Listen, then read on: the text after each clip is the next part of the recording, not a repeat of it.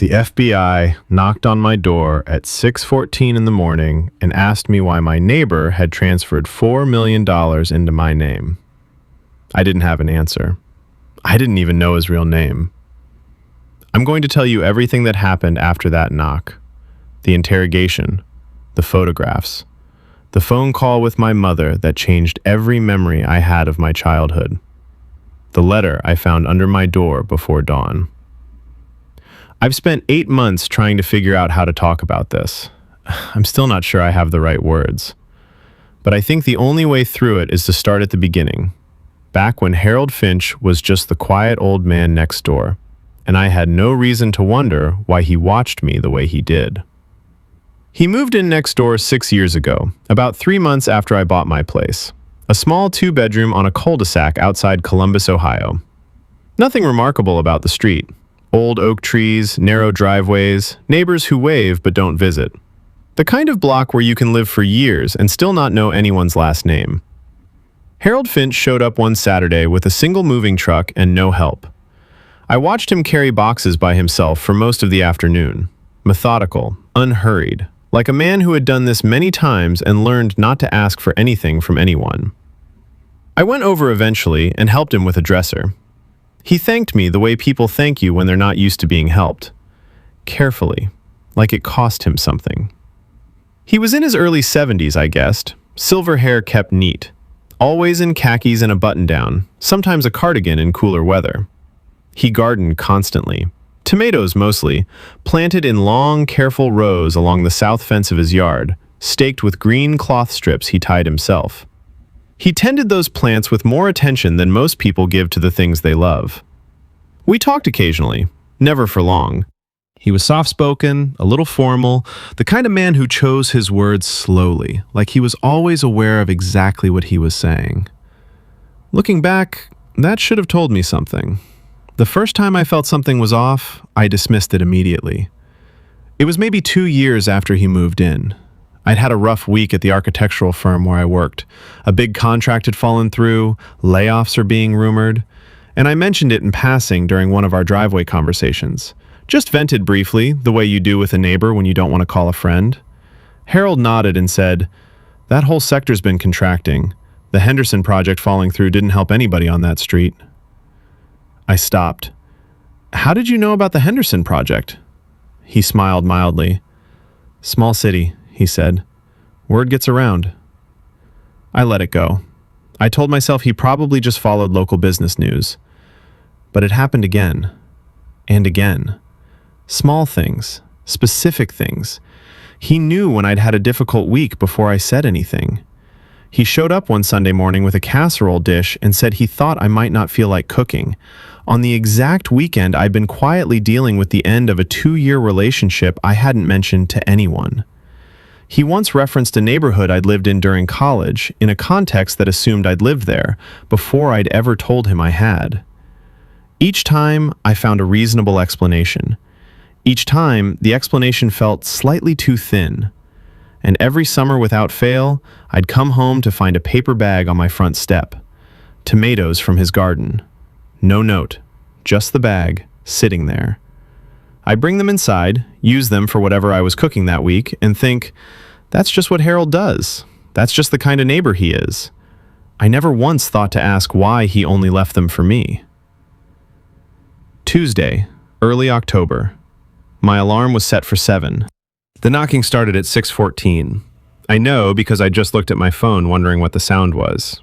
3 sharp raps. The kind that mean business. I opened the door in a t-shirt and sweatpants. 2 people on my porch, dark jackets, badges already out. A woman in front, late 40s, composed, the kind of face that reveals nothing on purpose. A younger man just behind her, standing like he was there to observe. "Daniel Carter?" the woman said. "Yeah." "I'm Special Agent Carla Sims. This is Agent Torres. We need a few minutes of your time regarding your neighbor, Harold Finch." I looked past them. 3 vehicles in the cul-de-sac. Harold's front door standing open. Agents moving in and out in blue gloves, carrying evidence boxes. A light on in his kitchen I'd never seen on that early. "Is he okay?" I asked, still half asleep, still processing. Agent Sims looked at me with that same carefully neutral expression. "He's in federal custody," she said. "Can we come in?" I made coffee because my hands needed something to do, and I didn't know what else to offer two FBI agents who had just materialized at my door at dawn. They sat at my kitchen table like they'd sat at 1,000 kitchen tables before. Agent Sims placed a manila folder on the table but didn't open it. Just let it sit there. That detail lodged in my brain. The closed folder, the deliberate patience of not opening it yet. "Harold Finch is not his real name," she said. "His real name is Robert Allen Mercer. 11 years ago, he was the chief financial officer of a mid-sized investment firm in Chicago called Alderton Capital. Over approximately 4 years, he systematically redirected client funds through a series of fraudulent internal accounts. Total losses to investors, $47 million. He disappeared the morning of his scheduled arrest. We have been looking for him since." She opened the folder, slid a photograph across the table. Harold. Younger, maybe 50, maybe 55, in a suit, standing outside a glass office building. Confident posture, sharp eyes. Almost no resemblance to the man who tended tomatoes next door. Almost. The eyes were identical. "He's been here 6 years," I said. "Right next door." "We know." She said it without irony, which somehow made it worse. I had absolutely no idea. "We believe you." Agent Torres said it this time, and he said it in a way that suggested they'd already done enough background on me to mean it. Then Sims folded her hands on the table and looked at me steadily. "Mr. Carter, approximately 3 weeks ago, a series of wire transfers were made from offshore accounts connected to Mercer through a layered chain of shell entities. The full amount transferred was $3,900,000. She paused exactly long enough. "It was moved into an account registered in your name, your full legal name, your social security number." The kitchen went very quiet. "I don't have an account like that," I said. "We know. It was established without your involvement or knowledge, but it is legally in your name." She watched my face carefully. "Mr. Carter, can you tell me, do you have any prior relationship with Robert Mercer? Any connection to him outside of being his neighbor?" "No," I said. "None." She nodded slowly. "Then I need you to help me understand something. Because in 11 years of running, Robert Mercer never contacted anyone from his former life. He never attempted to access the majority of the funds. He kept a very low profile and left almost no trail." She tilted her head slightly. "And then, 3 weeks before his arrest, he transferred nearly everything he had left to you." She left the question unspoken. It hung in the air between us like something with weight. They were at my kitchen table for nearly 3 hours. By the time they stood to leave, I knew the bones of the legal situation. The fraud, the accounts, the slow, patient movement of money over a decade. What I didn't know was the part that mattered. The why. Agent Sims paused in my doorway on the way out. She seemed to consider something for a moment, then decided to tell me. "When our team cleared the house this morning," she said, "they found the second bedroom." She said it like that. Found it. As if it had been hidden. It wasn't storage. It wasn't a guest room. The walls were covered in photographs. Our team is still cataloging them, but conservatively, there are several hundred. She looked at me directly. "They are photographs of you, Mr. Carter. Some appear to go back 4 or 5 years. You at work, on this street, at a grocery store, at a park. Several were taken with a telephoto lens from a significant distance." I didn't say anything. "There are also documents," she continued.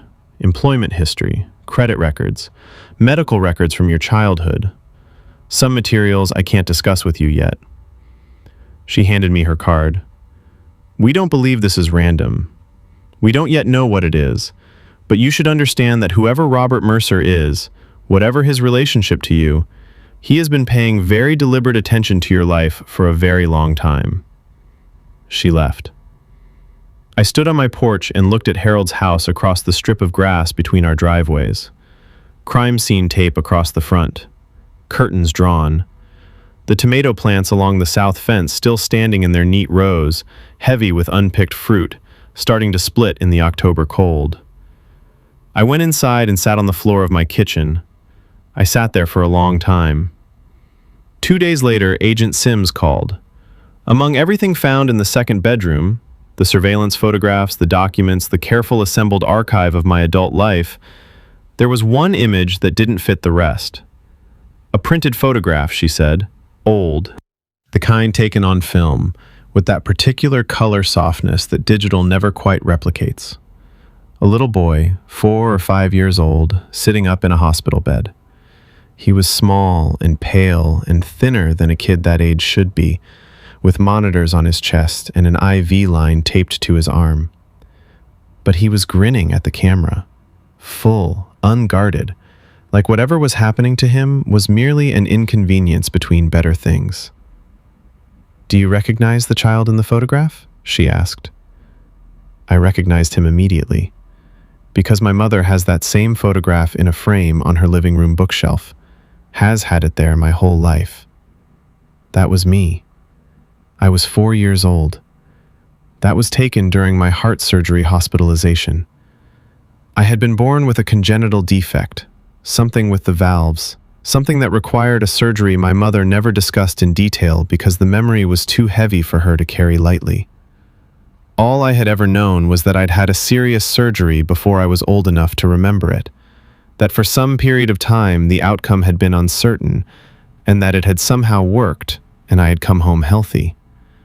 I had never told Harold about any of this. I had never told Harold anything real about my past, which meant he hadn't needed me to. I called my mother that night. She picked up on the second ring, and I knew from the first syllable of her hello that she had been waiting. Not for this specific call, but for a call like it. The kind that comes eventually when the past refuses to stay buried. I told her everything. The arrest, the money in my name, the photographs on the wall, the room, the surveillance documents, and last, the hospital photo, framed on a stranger's wall. She went quiet the way she goes quiet when something is too large for an immediate response. "Mom," I said, "what was my father's full name?" A long silence. "Robert," she said. "Robert Allen." I gripped the phone until my hand ached. "He moved in next door to me," I said, 6 years ago. He was 30 feet away from me, for 6 years.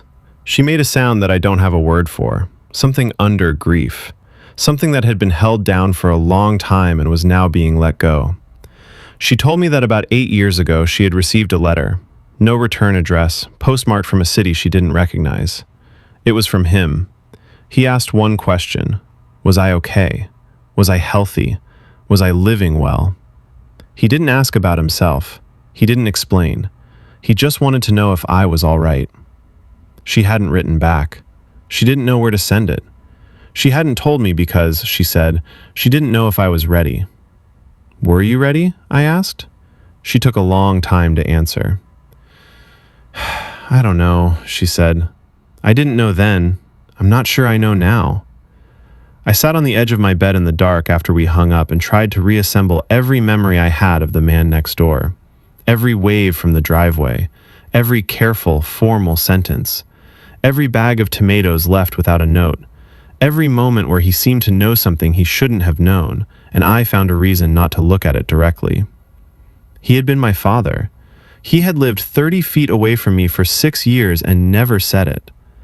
I kept trying to understand what kind of person does that, and I kept arriving at the same place. Someone who doesn't believe they have the right to say it. Someone who has decided that being close, quietly, without acknowledgement, is the most they're allowed to have. I thought about that for a very long time.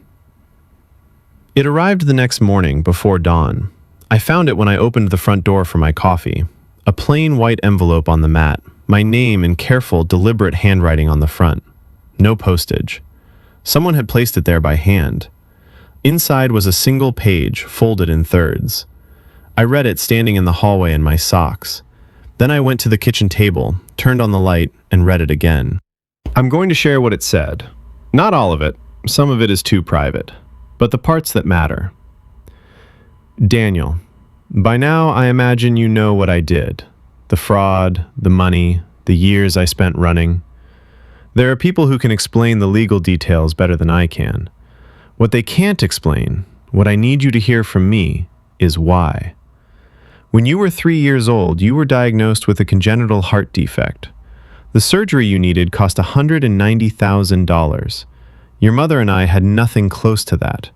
I worked nights, I applied for every assistance program I could find, I borrowed from everyone who would lend. None of it was enough. The doctors gave us a window, a narrow one, and the window was closing. I had access to the firm's accounts. I told myself it was temporary. I told myself I would find a way to return it.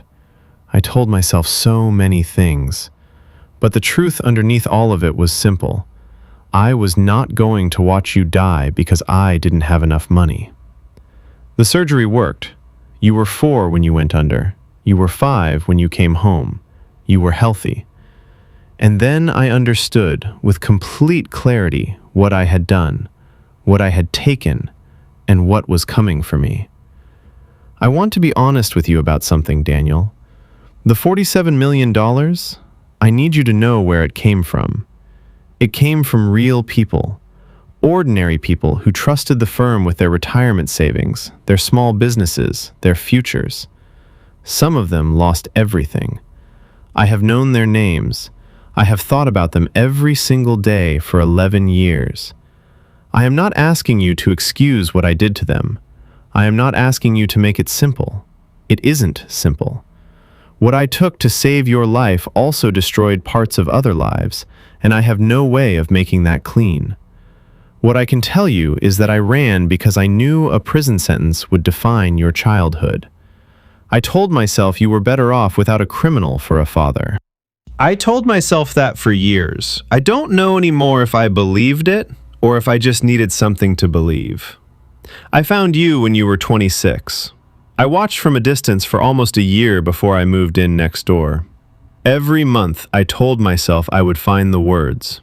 Every month I looked at the man you had become, without me, in spite of me, and I couldn't find the beginning of the sentence. So I stayed close. I paid attention. I left tomatoes on your step and told myself that was something. It wasn't enough. I know that. I knew it every time I set that bag on your porch and walked back across the grass. The money in your account is yours. It was always for you. Whatever the courts allow you to keep, use it.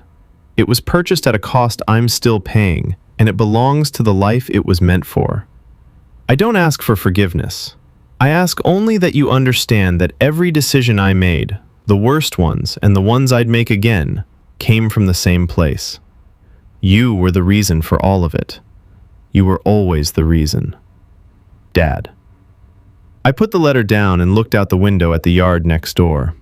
And I stayed there for a long time with something I didn't expect. Not grief, not relief, something harder than both. A question I couldn't resolve. My father stole $47 million. He stole it from people who had spent their lives building something. Retirees who had saved carefully for decades. Small business owners who had trusted the firm with money they couldn't afford to lose. Real people with real names who woke up one morning and discovered their futures had been hollowed out by a man sitting in a glass office. Some of them never recovered. That's not a hypothetical. The FBI told me later, without being asked, that at least 3 of the firm's clients had filed for personal bankruptcy in the years following the fraud. One man had lost his business. An elderly woman had lost her retirement home. Those are real lives, real damage, real losses that didn't disappear because my father had a desperate reason for what he did. And at the same time, I am here. I am 34 years old and healthy and alive because a surgeon was paid to fix my heart when I was 4 years old, and the money that paid for it came from those same accounts. I don't know how to hold those two things at once. I've tried. I'm still trying. I'm not going to tell you the answer because I don't have one. I don't think there is one, not a clean one. I think that's the part of this story that sits with me the most, long after everything else has settled. Not the mystery of it, not even the loss, but the fact that the same act of desperation both saved a life and broke others, and there is no version of the story where that becomes simple. Was he justified? I genuinely don't know. I don't think I'm supposed to know. Maybe that's something you'll have to decide for yourself. The legal situation is still ongoing. Most of the money will be returned to the remaining investors and their families. I have a lawyer. There are proceedings I can't fully discuss. My father is facing federal charges that will likely mean the rest of his natural life behind bars. I've submitted a statement. I've answered every question I've been asked. I haven't visited him. I don't know yet if I will. I think about going. I've thought about it almost every day.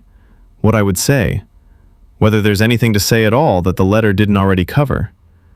Whether sitting across from him in a visiting room would make anything clearer, or whether it would just make me feel the distance between what we could have been and what we actually are. I haven't been able to decide.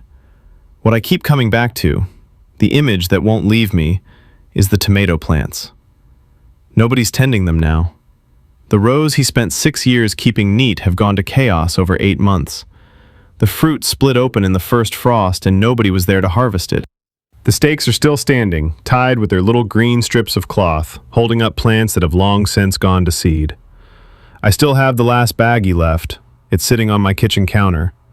I've moved it twice, to the windowsill, back to the counter, and each time I pick one up and hold it in my hand, I think about a man crossing a strip of grass in the early morning and setting a paper bag on his son's front step and walking back across without knocking, without leaving a note, without asking for anything at all.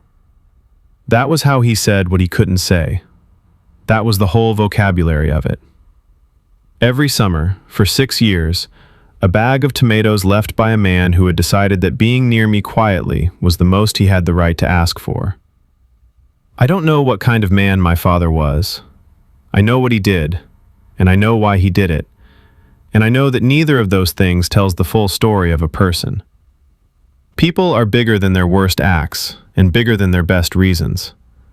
I learned that from 8 months of sitting with a letter that I've read so many times, the fold lines are starting to wear through. What I know is this. Somewhere underneath the fraud and the running and the years of silence and the room full of photographs, underneath all of it, was a father who couldn't watch his child die and do nothing. He made a choice. It saved my life. It cost other people things they will never get back. And he spent 30 years living inside that, carrying it alone, tending his garden, leaving tomatoes on a doorstep, trying to stay close to the one thing that made any of it feel like it had been worth doing. I can't forgive that easily. I can't condemn it easily either. All I know is that the last bag is still on my counter, and I'm not ready to let go of it yet. I don't know when I will be. Some men spend their lives running from what they've done. My father spent his running toward the one thing he'd done it for, just never quite close enough to say so.